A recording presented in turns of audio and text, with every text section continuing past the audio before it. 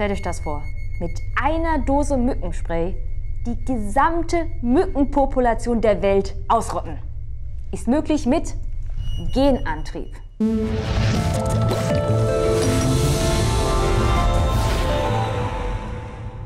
Naja, diese Flasche so gibt es zwar nicht, aber an genau diesem Prinzip arbeiten die Forscher jetzt in diesem Moment.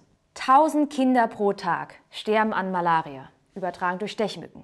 Mit CRISPR kann man, das ist bereits möglich, eine Stechmücke so programmieren, dass sie den Parasiten für Malaria nicht mehr übertragen kann. Das Problem ist, wenn ich jetzt diese Stechmücke in die Freiheit entlasse und sie sich mit einer normalen Mücke paart, dann ist die Wahrscheinlichkeit für die Babys nach den männlichen Regeln nur noch 50%, dass dieses Anti-Malaria-Gen zum Tragen kommt. In der nächsten Generation sind es nur noch 25% und so weiter. Die CRISPR-Power von diesem Malaria-Gen verdünnt sich also exponentiell mit jeder neuen Generation.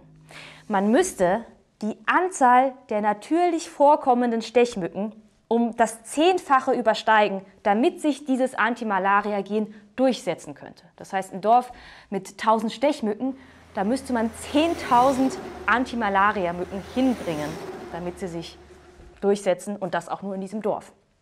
Ist also nicht die eleganteste Lösung. Forscher in Harvard hatten jetzt eine geniale Idee. Was, wenn man das Erbgut mit CRISPR programmieren könnte?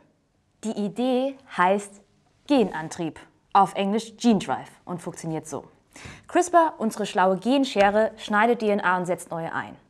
Was, wenn CRISPR sich selbst kopieren und einsetzen würde? Man muss sich das vorstellen wie eine Scherenfabrik, die man mit einbaut. Also neben dem Anti-Malaria-Gen, das man einsetzt, setzt man direkt daneben ein zweites Gen, das CRISPR kodieren kann.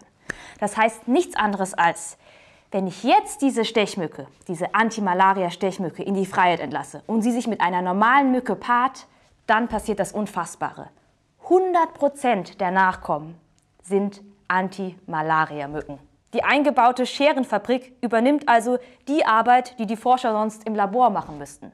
Und zack, männliche Regeln gebrochen. Natürliche Selektion ausgeschaltet. Da Stechmücken sich so schnell fortpflanzen, schätzen Forscher, dass man innerhalb von nur einem Jahr die gesamte globale Population von Stechmücken zu Anti-Malaria-Stechmücken machen könnte.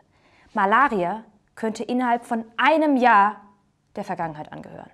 Das klingt unglaublich und das klingt fantastisch und ist es auch. Aber was, wenn irgendetwas schief geht? Nehmen wir an, ein verrückter Diktator würde eine Giftmücke entwickeln als Biowaffe. Mit natürlicher Selektion würde sich diese Giftmücke niemals durchsetzen können. Es würde ihr so ergehen wie unserer Anti-Malaria-Mücke im ersten Beispiel. Mit Genantrieb hätten wir ganz schnell ein globales, sehr großes Problem. Und mal ganz von den Gefahren abgesehen, sollten wir das tun, sollten wir eine komplette Spezies verändern oder gar vernichten, nur weil wir es können? Forscher in China basteln jetzt schon seit einer ganzen Weile mit CRISPR an menschlichen Embryos herum. Das sind jetzt zwar keine entwicklungsfähigen Embryos, die sich mal zu Menschen entwickeln werden, sondern Reagenzglas-Embryos, aber ein bisschen gruselig ist das schon. Die Experimente mit den menschlichen Embryos laufen nicht so gut wie bisherige Tests mit Mücken oder Fliegen oder auch Mäusen.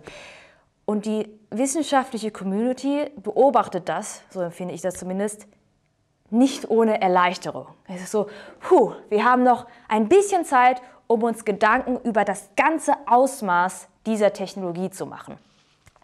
Noch ist CRISPR nicht so weit, dass es regulär in Krankenhäusern angewendet wird. Noch nicht.